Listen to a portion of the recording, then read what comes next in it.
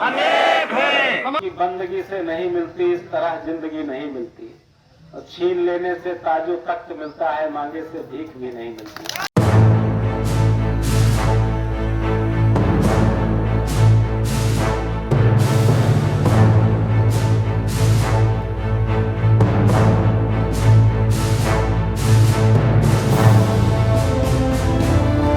कि हमारे एक भी कर्मचारी की छटनी होगी तो हम लोग पूर्णतः कार्य बंद करेंगे।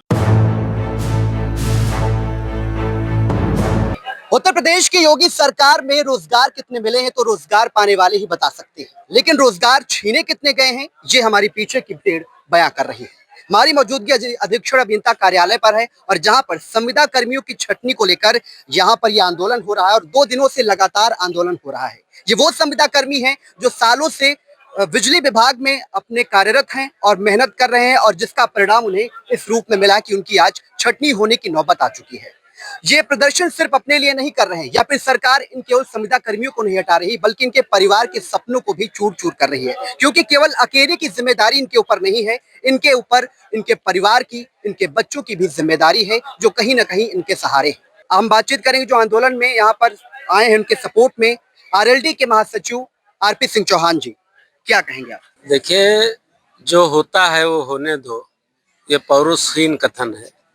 जो हम चाहेंगे वो होगा, इन 2 शब्दों में जीवन है। ये दिन रात काम करने वाले लोग, जिनके कारण आदमी घर में चैन से सो पाता है, फिर भी जब आंधी तूफान आता है, बहुत भयंकर जाड़ा होता, लाइन फाल्ट होती है, तो यही अल्प मानदेय पाने वाले लोग ये विद्युत आपूर्ति को सुचारू करने के लिए, वो चाहे 45 डिग्री टेम्परेचर की दोपहर हो और चाहे 4 डिग्री के आसपास का जाड़ा हो, ये फेस करते हैं, विद्युत आपूर्ति बहाल करते हैं।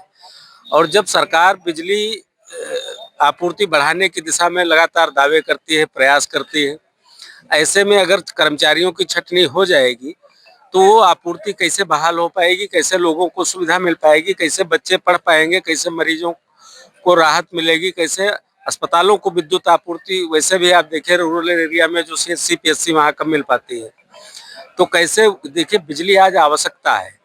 हम लोग कुप्पी डिबरी और उसमें लैंप लालटेन में पढ़े, अब चूंकि केरोसिन उसका तेल नहीं आता, मिट्टी का तेल नहीं मिलता है, तो विद्युत इलेक्ट्रिक सप्लाई ही हमारे लिए उजाले का एकमात्र माध्यम है।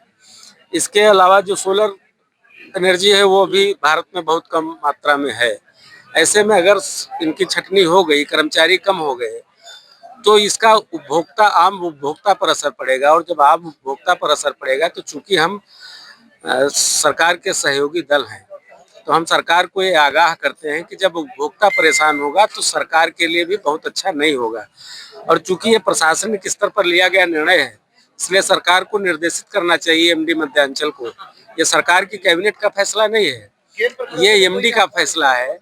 और जैसे प्रशासनिक निर्णय होते रहते हैं, आप देखते हैं कि अधिकारी अपने आप को इस सरकार में भाग्य विधाता मानने का काम कर रहे हैं, तो उन्होंने ये नहीं सोचा कि इन लोगों के, जिनको हम छटनी कर रहे हैं, इनके बच्चों का क्या होगा, इनके परिवार का क्या होगा। जब रोजगार सृजन की दिशा में लगातार सरकार प्रयास कर रही, लोग मांग कर रहे हैं, हमारे तमाम नौजवान बेरोजगार हैं, ऐसे में जो रोजगार से हैं उनको उनकी छटनी करना बिल्कुल न्याय संगत नहीं है। और हमारा ये मानना है कि ये तानाशाही पूर्ण फैसला है। ये एमडी मध्यांचल का जो डिसीजन है, ये पूरा तानाशाही का फैसला। हम इस निर्णय का विरोध करते हैं। हम अपने राष्ट्रीय अध्यक्ष के पास भी जाएंगे, माननीय मुख्यमंत्री जी तक इनकी मांग पहुंचाने का प्रयास करेंगे और जिस तरीके का ये लोग आंदोलन करेंगे, हम उस आंदोलन में इनके साथ सहभागिता करने का काम करेंगे। क्या लगता है जिस तरह से आंदोलन इनका चल रहा है, किसी सरकार मानी जाएंगी इनकी मांगे सरकार की? इस सरकार तक इनकी बात पहुंची ही नहीं। हमने आपको बताया ना, ये शुद्ध प्रशासनिक निर्णय है, ये सरकार का निर्णय नहीं है। सरकार संवेदनशील है। सरकार ये नहीं चाहती कि कोई वर्ग, कोई सेक्शन, कोई संविदा कर्मी परेशान हो। और मुझको नहीं लगता माननीय मुख्यमंत्री जी के संज्ञान में, चूंकि बिजली विभाग के मंत्री भी एक्स ब्यूरोक्रेट हैं, तो उन्होंने चूंकि जीवन में कभी दुख देखा नहीं। जो ब्यूरोक्रेट होता है उसके जीवन में दुख होता नहीं। जिस दिन उसका सिलेक्शन हो जाता है उसके बाद से वो सरकार व्यवस्था करती है, जब तक रिटायर नहीं हो जाता तब तक उसको कोई असुविधा नहीं होती। और अपनी नौकरी के दौरान भी जो ब्यूरोक्रेट है वो किस किस तरीके के कारनामे करते हैं, किसी से छिपा नहीं। राजशेखर का मामला चल ही रहा है अभी, जो इन्वेस्टर उसमें शामिल थे, तो जिस तरीके से सरकारी अधिकारी उच्च लेवल पर भ्रष्टाचार करते हैं, कॉन्ट्रैक्ट करने में भ्रष्टाचार करते हैं, कमीशन खाते हैं, ये बेचारे विद्युत के जो बहुत अल्प मानदेय के कर्मचारी हैं, इनको कोई ऐसी सुविधा नहीं कि कोई एक एग्रीमेंट कर देंगे इनकी 3 पीढ़ियां पार हो जाएंगी। ये रोज कमा कर खाने वाले लोग हैं और हम लोग चूंकि गांव गरीब किसान की बात करते हैं, हमारा नेतृत्व बात करता है, तो हम इनका दुख दर्द समझ सकते हैं। हम इनके दुख में इनके साथ हैं, इनकी लड़ाई में इनका साथ देंगे। संविदा कर्मचारी संघ के जो जिलाध्यक्ष हैं वो अगुवाई कर रहे हैं इसकी, वो भी हमारे साथ में, क्या कहेंगे आप? दूसरे दिन लगातार आपका देखिए, दूसरे दिन जारी है और अभी हमारा ये तीसरे दिन, चौथे दिन भी चलेगा। उसके बाद 5 मई को हम लोग मुख्य अभियंता कार्यालय पे एक दिन विरोध सभा करेंगे। फिर 6 मई को मध्यांचल मुख्यालय पे विरोध सभा की जाएगी। उससे भी बात नहीं बनेगी तो जो केंद्रीय नेतृत्व का निर्णय है 7 मई से मध्यांचल मुख्यालय से लेके पावर हाउसों तक सत्याग्रह किया जाएगा। उससे भी बात नहीं बनेगी तो 15 मई को शक्ति भवन का घेराव भी होना है। फिर उसके बाद आगे जो भी केंद्रीय नेतृत्व निर्णय लेगा, अगर कार्य बहिष्कार की बात आएगी तो कार्य बहिष्कार किया जाएगा और सामूहिक इस्तीफा या कार्य जो भी होगा। फिलहाल हमारे लोगों ने जो निर्णय लिया है यहाँ पे सीतापुर के लोगों ने, और जो हमने ज्ञापन दिया था अधीक्षण अभियंता महोदय को, उसमें ये बात स्पष्ट कही गई थी कि हमारे एक भी कर्मचारी की छटनी होगी तो हम लोग पूर्णतः कार्य बंद करेंगे। लगातार प्रदर्शन कर रहे हैं, किस हद तक बात अभी बनी है या फिर जो का तो? देखिए, कल जब हम लोग बैठे थे तो ये जो अधीक्षण अभियंता सीतापुर हैं, इनके द्वारा पत्र लिखकर, पहली बात तो ये है कि अवर अभियंता संघ जितना भी है सीतापुर का, सारे अवर अभियंताओं ने यहाँ पे आके धरने पे, और TG2 संघ और उपखंड अधिकारी सभी ने बैठ के यहाँ पे समर्थन किया है कि आपकी बात न्याय संगत है। इतने लोगों को एक साथ हटा दिया जाएगा तो विद्युत व्यवस्था चरमरा जाएगी। विद्युत व्यवस्था चला पाना और अभियंताओं के भी बस की बात नहीं है। ये इस बात को लेकर अधीक्षण अभियंता महोदय सीतापुर द्वारा भी प्रबंध निदेशक को एक पत्र लिखा गया है प्रबंधन को कि इतनी कम संख्या, अगर संख्या कम कर दी जाएगी तो हम सप्लाई व्यवस्था चला नहीं पाएंगे। ये बात अधीक्षण अभियंता महोदय सीतापुर ने कल पत्र के माध्यम से मुख्य अभियंता को लिख के कही। कहीं ना कहीं लोगों की मनमानी, क्योंकि सरकार का इसमें कोई हाथ नहीं है। देखिए, अब ऊर्जा मंत्री जो हैं तो नियंत्रण में तो प्रबंधन उन्हीं के है, IAS हैं। अब अगर प्रबंधन बार बार गलत कर रहा है, अभी कुछ दिन पूर्व हमारे संगठन के पदाधिकारी केंद्रीय नेतृत्व माननीय ऊर्जा मंत्री जी से मिला तो उन्होंने पत्र लिखकर चेयरमैन साहब से, अध्यक्ष पावर कॉर्पोरेशन को निर्देशित किया कि इनकी जो भी समस्याएं हैं संविदा कर्मियों की, इसका निस्तारण किया जाए।